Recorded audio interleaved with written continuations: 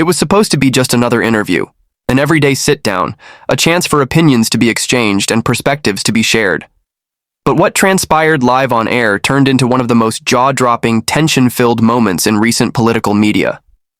Trevor Noah, the usually composed and quick-witted former host of The Daily Show, found himself completely outmaneuvered and visibly shaken as Karoline Leavitt, the rising conservative firebrand and former Trump White House staffer, took him on, point for point, argument for argument, and left nothing on the table. Viewers tuned in expecting a clash, but they didn't expect this. From the opening moments, the tension was palpable. Noah, with his signature charm and humor, tried to set the tone, lighthearted, maybe even a bit smug. But Leavitt wasn't playing along. She came prepared, focused, and absolutely unbothered by Noah's usual tactics. What followed was a complete dismantling of every talking point he brought to the table. It all started with a seemingly benign question. Trevor asked Karoline about the state of political discourse in America. It was an opening he likely expected to control, giving him a chance to frame her as a partisan voice feeding into division. But she flipped the script immediately, pointing out the hypocrisy in how mainstream media and shows like Noah's have treated conservative voices over the years. She didn't just push back, she turned the spotlight on Noah himself. Calmly but firmly, she said, "The problem isn't political discourse. The problem is selective outrage, Trevor. The problem is that people like you pretend to be neutral commentators while ridiculing one side for years and ignoring the excesses of the other." The audience didn't quite know how to respond. Some gasped, others awkwardly laughed. Trevor smiled, but it was the kind of smile that doesn't quite reach the eyes. You could tell he was caught off guard. Attempting to recover, he leaned into the classic defense, comedy. "Well, I'm just a comedian," he joked. "I'm not running the country." But Karoline wasn't having it. "You say that," she fired back, "but your comedy influences millions of people. You platform certain ideas. You marginalize others. That's not just comedy, Trevor. That's activism disguised as entertainment." That was the first real blow, and from there, she didn't let up. Noah tried pivoting to the January 6th riots, an area he likely assumed would put her on the defensive. But once again, Leavitt was ready. Without hesitation, she condemned the violence, but immediately redirected to what she called the media's double standard. She cited the 2020 riots that engulfed cities across America, noting the billions in damages and countless businesses destroyed. Yet the media's response, she said, was tepid at best. "You call one a threat to democracy and the other a summer of love. Why?" she asked, locking eyes with Noah. For a split second, there was silence. That silence said everything. Then came the moment that truly stunned viewers. Trevor, in a clear effort to regain control, asked, "Do you really believe the media is biased against conservatives, or is that just a narrative that plays well to your base?" That was a mistake. Karoline leaned forward slightly, voice steady and serious. "Let's talk facts, Trevor. In 2020, the New York Post story about Hunter Biden's laptop was banned on Twitter. Major networks refused to cover it. Later, we learned it was all true. If that had been Donald Trump Jr., it would have been a 24-hour headline cycle. That's not a narrative. That's reality." She paused, letting it sink in. Bias isn't just about what gets said. It's about what doesn't get said. What gets buried? What gets spun? At this point, even some of Noah's usual supporters were left blinking. It was undeniable. She was landing punches, and he was struggling to respond. Desperate for traction, Trevor shifted to the topic of Donald Trump himself, hoping to make Leavitt defend the controversial former president. But she didn't play defense. She went on offense. "You want to talk about Trump's tweets," she said, while ignoring how the current administration weaponizes federal agencies against political opponents. "You want to mock his personality while the average American can't afford groceries or gas." And then came the mic drop moment, the line that would be clipped, tweeted, shared, and rewatched thousands of times.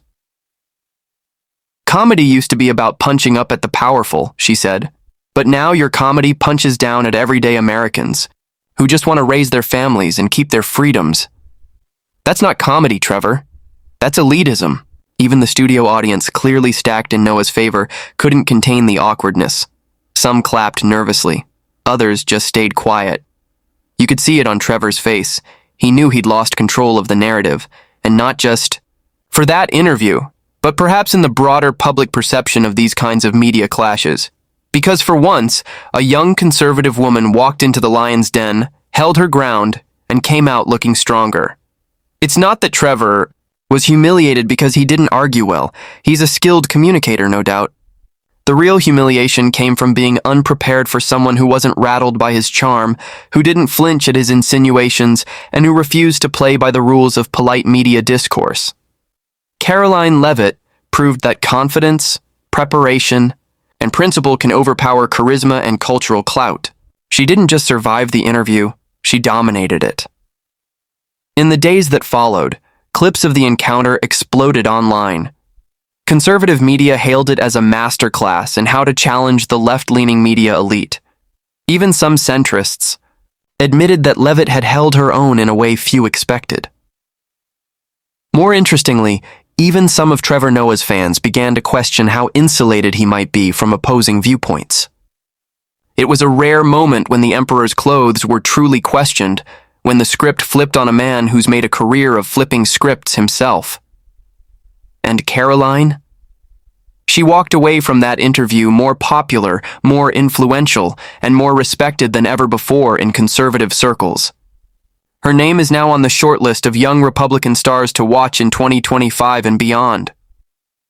As for Trevor, the exchange was a sobering reminder. When the talking points are challenged by someone who refuses to back down, charm alone won't save the day. It wasn't just an interview, it was a reckoning. And in that reckoning, Karoline Leavitt didn't just hold her ground. She dismantled a media icon live, in real time, with millions watching. No one saw it coming. And now, no one will forget it.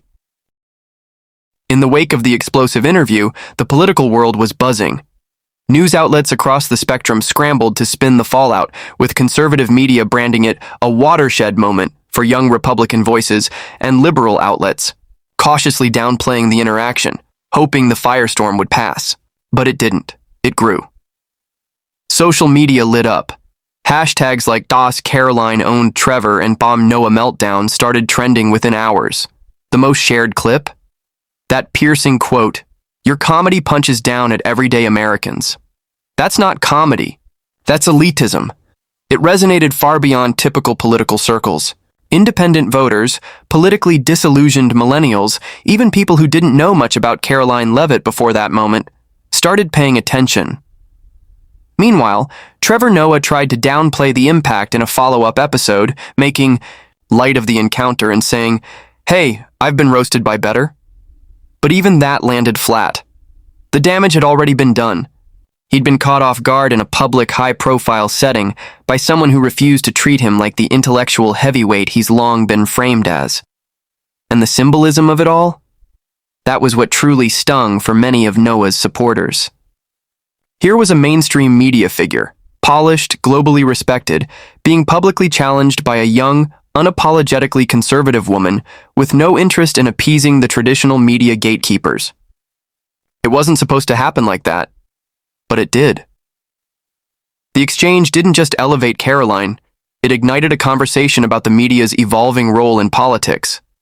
More and more Americans began asking hard questions. Has satire become a shield for political bias? Are platforms like The Daily Show truly comedic outlets, or are they functioning as ideological echo chambers? And most importantly, are dissenting voices being mocked instead of engaged? Karoline, for her part, didn't back down post-interview. In a string of interviews that followed, she doubled down on her points, emphasizing the need for courage in confronting media narratives. "What you saw was just the tip of the iceberg," she said in one appearance. "We're done playing defense. We're done letting late-night hosts and network pundits define us. We're taking the microphone back." And people listened. Donations to conservative youth movements surged. Her own social media following exploded. Think pieces flooded Substack and Medium. One headline read, "Karoline Leavitt just gave Republicans a masterclass in media warfare." Another simply said, "She came, she saw, she destroyed." But this wasn't just a culture war skirmish. It was a defining moment in the broader battle for narrative control in America. For years, shows like The Daily Show shaped public opinion through sharp wit and selective framing. But now, the spell was broken. For the first time in a long while, someone walked onto that stage and challenged the magician's trick, exposing the wires, breaking the illusion. Trevor's mistake wasn't that he underestimated Leavitt's talking points. His mistake was underestimating her poise, her command of facts, and her ability to speak to the very demographic that's been long ignored. Young conservatives hungry for a voice unafraid to fight back. And maybe more crucially, his mistake was thinking that because someone's young and conservative, they must be uninformed, out of touch, or incapable of intellectual sparring. Karoline destroyed that assumption in real time. This moment wasn't isolated. It was a symptom of a larger shift. The traditional media's grip on public perception is loosening. Viewers are no longer satisfied with polished satire masked as journalism. They want real conversations, real challenges, and sometimes real confrontations. What Karoline Leavitt did wasn't just impressive. It was disruptive. She turned the traditional power dynamic on its head. For years, conservative voices were treated as punchlines in late-night monologues, but that night, Trevor Noah became the punchline, and not because of a cleverly written joke, but because he underestimated the new generation of political warriors. And to be clear, this wasn't about right versus left. It was about the arrogance of a media class that has gone unchallenged for too long.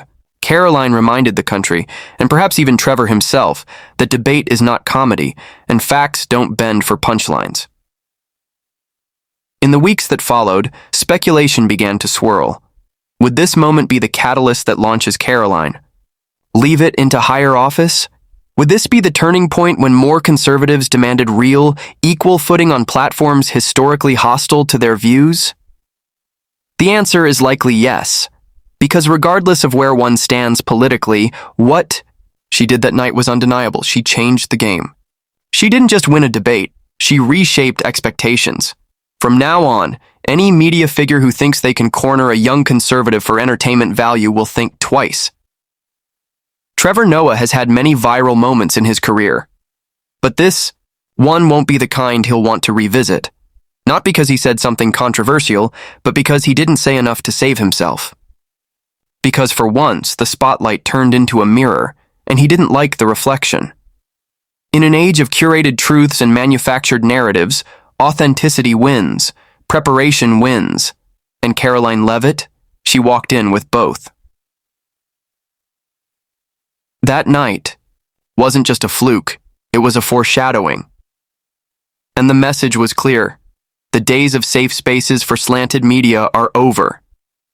Because when you invite someone into the arena, you better be ready for a fight. And Trevor? He got caught throwing jokes at a fighter who brought facts to a knife fight and lost. In the aftermath, as political commentators scrambled to interpret what just happened, something unprecedented began to unfold. This wasn't just a moment going viral online. It was a symbolic power shift, a cultural disruption that no amount of backpedaling could contain. Karoline Leavitt didn't just take on a late-night host. She shattered a long-standing media hierarchy that had, for years, dictated who was allowed to speak, who was allowed to joke, and who was allowed to win the narrative. Every pundit tried to spin it. Liberal outlets leaned into condescension. She got lucky. He was being too polite. She just repeated talking points. But no amount of spin could erase what people saw with their own eyes: calm, poised control against awkward laughter, and a failed attempt to steer the narrative back.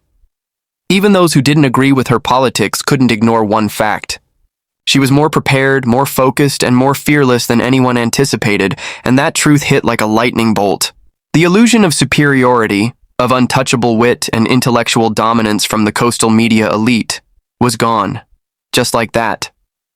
And it sent a message far beyond political circles.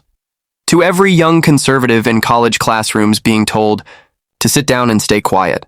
To every independent thinker who's been mocked for asking questions. To every American who's ever been laughed at for going against the script, they saw someone finally stand up and say, "I'm not afraid of your platform. I'm not afraid of your audience. I'm not afraid of you." And now, they know it. Can be done. Karoline Leavitt's takedown wasn't just about Trevor Noah. It was about what he represents, the polished gatekeeper of left-leaning cultural authority. And in one interview, that gate was kicked wide open. And what's fascinating is how quickly the damage control machine kicked in. Behind the scenes, sources say Trevor's team debated whether to even air the full interview. Some reportedly pushed to edit it down, to soften the edges, to bury the most devastating moments. But it was already too late. The internet had spoken. Raw clips, cell phone recordings, and behind-the-scenes leaks had already gone viral. You can't put the toothpaste back in the tube. And for Karoline, this wasn't just a victory. It was a launching pad. Within days, she was invited onto bigger platforms. Fox News, Newsmax. Even some center-left podcasts wanted her on, hoping to understand how she pulled off what so many others had failed to do. Her name surged in conservative donor circles. People whispered about a congressional run. Some even floated a VP pick. Bold, yes, but not out of the realm of possibility in a post-interview world where charisma, courage, and composure matter more than age. She hadn't just proven herself capable, she'd proven herself dangerous to the status quo. Because for years, the media strategy had been simple. Invite conservatives in, box them into tired stereotypes, mock them subtly, and send them off looking ridiculous. It worked until it didn't, and now the template is broken. Forever.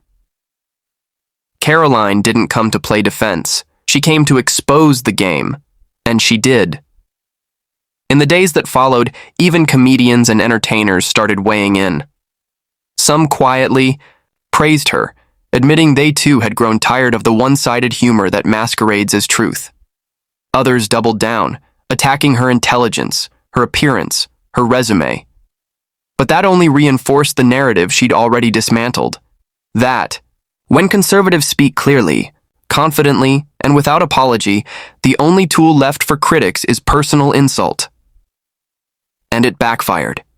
Every attack, every desperate jab just made her stronger.